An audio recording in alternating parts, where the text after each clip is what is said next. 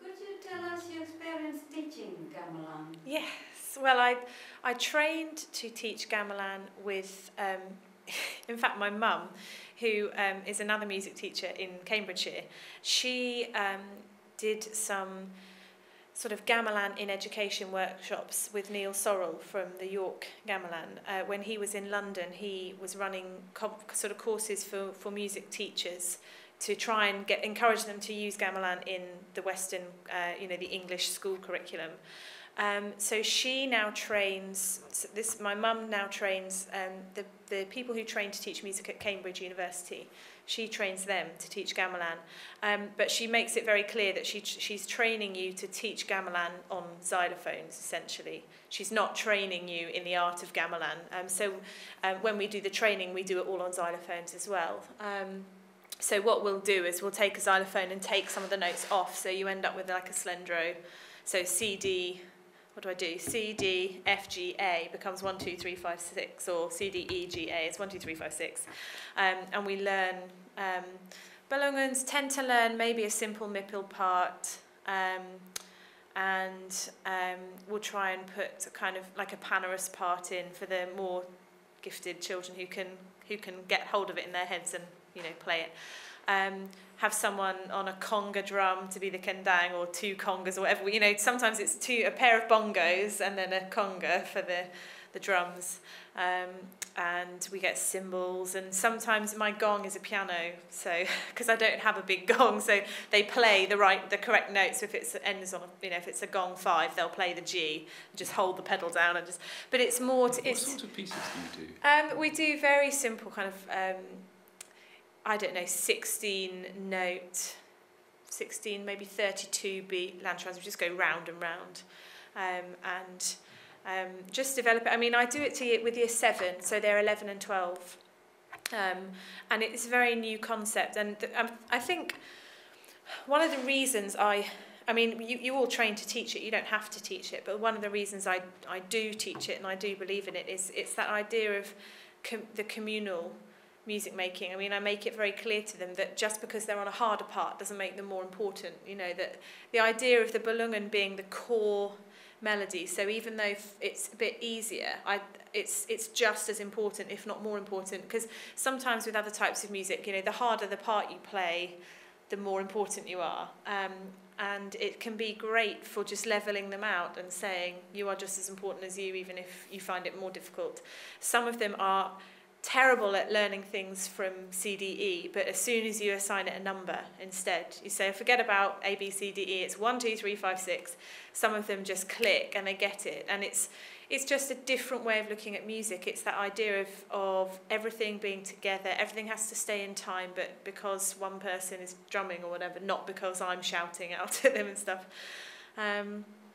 So yeah, we just do simple pieces, and then we do a little bit of composition. We try and do some composition. So using the same notes, we'll talk about how a bonang part fits with a Belungan, and how kind of various. We have different types, so we kind of do a bit of imbal and stuff as well.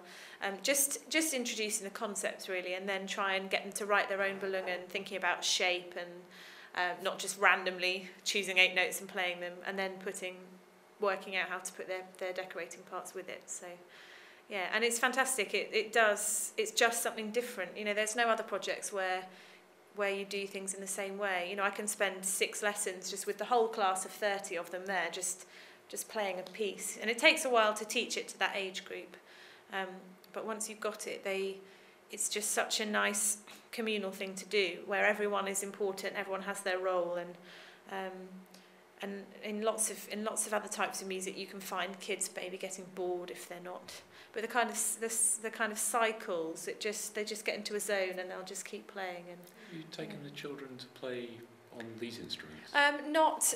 We used to take them to play. There was a gamelan being kept by a company which works in music and education in Cambridgeshire, and they had I think it was the Norfolk Gamelan, half the Norfolk Gamelan at Papworth Everard.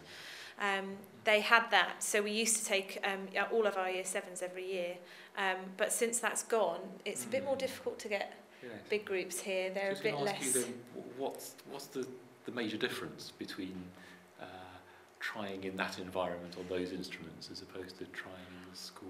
I just wonder if there was any difference. Yeah, I mean, when we did our concert recently at King's, I had some of my school students did a group, and I think the fact that the instruments just are different. They didn't struggle with sarons and damungs because they were like a xylophone, but with bonang, kanong, that kind of thing, we don't have anything that looks like that in our in our classroom instruments. So those they found much more odd, and it's the sound of it as well. When they come to real ones, they don't connect it. They find it harder to hear a melody because the scales are different.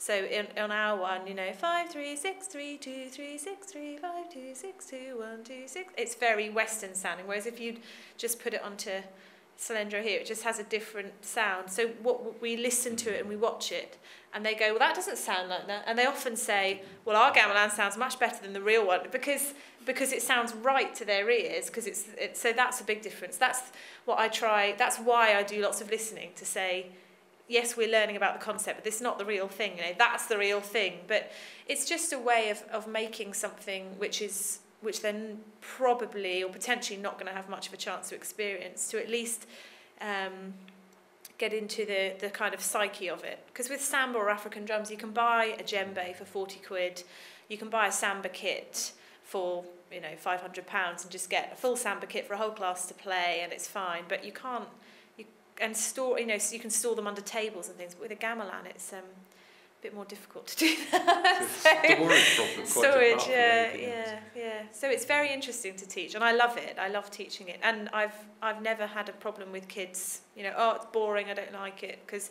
you worry that because it's repetitive that they'll get bored, but actually they don't. They like just being able to perfect something and to work in a group with other people doing different parts, and it's great to teach, I think. What do you get out of playing music? Well, you've been using quite a lot in different ways. Any other thing that you could tell us? Do you want to go? It's partly a sort of sense of community, sort of participating in something with other people, which is slightly unpredictable, and you're never quite sure how it's going to go. And it's a nice bunch of people who play. I like the feel of the group. It's very, I do samba on a Wednesday night, and from the moment you get there, it's earplugs in, whistles, bang, and I love it. I absolutely love dancing around, banging drums, and it's great. But it's just, there's no judgment in gamelan. There's no judgment in the group at all. It's coming, and if you stuff it up, it doesn't matter. And everyone is very happy to help you kind of try and learn things and that kind of thing. So you do feel looked after, but not to the extent that, Rob will always say, oh, do you want to play kendang or something? And I'll say no, usually. But you kind of have the opportunity to try new things if you want to. And I think you're allowed to go at your own pace, I think. Yeah. It's very mixed in that sense, in that you could be running at very different paces within a group or within different pieces. And it's such a range of ability and experience. I mean, people like Andrew, Lindsay, Rob, who've experienced so much more of it, and then there's people like me who've kind of got some experiences and slightly coming at it from a different angle, and then you've just got people who've just seen us and think, oh, that looks fun, and they come and they don't know anything about it. And I think it's nice to work in groups like that, not always be surrounded by people who consider themselves experts, or where no one is an expert, so it takes ages. It's nice to be in that mixed group. Yeah, some days it gets quite spiritual as well. There's a sort of sense of almost being outside of yourself within the music, as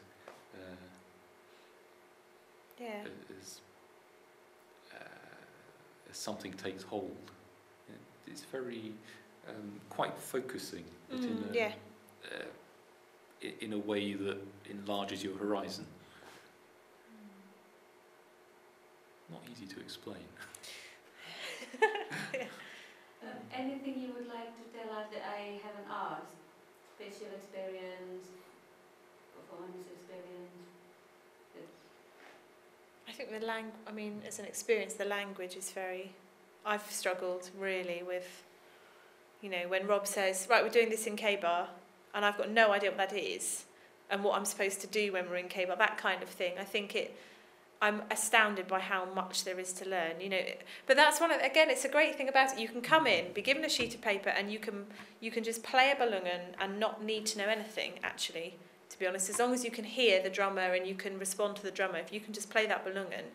But then, I mean, a year in, the concert we just did a couple of weeks ago, I was playing bonang for a lot of the pieces, and I didn't have a clue what I was supposed to do when we first got the pieces. This is K-bar, this is this, we're doing this, dados, tangung, I don't know what, you know, it's taken me a year to work out what some of the simpler things actually mean. So now when he says dados or tangung, I know what I'm doing, but, you know, when he says K-bar, I'm still at a bit of a loss. So I think I'm amazed at how intricate it is. Like you said, there's always something there's extra always to an extra do. level of something. And I think, I've only done, you know, gongs and balungan, but I haven't even thought about gambang or gender or kendang. You know, I'm kind of at one step maybe above just being able to play the balungan, and I'm totally lost. Well, no, not totally lost. I know where I am in the piece, but I don't necessarily know if I'm playing the right thing some of the time. You know, just kind of guessing and hoping for the best.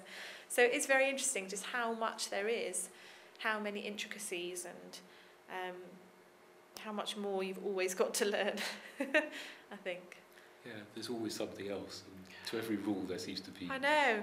So what do I play here, Rob? Why do I play? Am I doing Sakairan? Am I doing Mipil? What am I doing? Why am I doing that? And sometimes I quite like the fact that it's quite mystical, you know. I say, well, why am I playing that pattern here? Because last time I played that pattern on the other piece, I had to do this. I was Gumbiang then, or I was playing Gumbiang 6, and now you're asking me to play Sakairan 5. It would be an answer, but it probably involves 3 new words. Yes, exactly. And he'll say, oh, it's just a kind of feeling. And you think that's great, but I don't know what the feeling is. So, I think to do it properly, you really have to, I think you have to do it for quite a long time. But to be able to be part of an ensemble, you only need to go once, you know. I think it's an amazing thing like that. It is unusual as a music in that respect, in that you can participate, you can be doing something important, you can the whole sound is just wonderful, and yet you're sitting there going duk, duk, duk. I think it's like a lot of other world music compared to Western music. You know, being part of an African drumming ensemble is similar. Doing samba is similar. You know, I think it's something that a lot of other cultures have in their music that we have a really big lack of in Western music. You know, to access a lot of our most interesting music, you have to be able to read it, I think, really. Or you have to have a very good ear to pick things up. Whereas I think with some of the other types of music that I've looked at, and gamelan being one of the main ones, you can just be right involved from the word go, and I think that's part of the reason I teach it, because it's brilliant. It doesn't exclude anybody from the start. It's just start simple, and you can challenge yourself as much as you like, or you can just stay safe on the part you're doing, and they're all as important as each other. So it's great.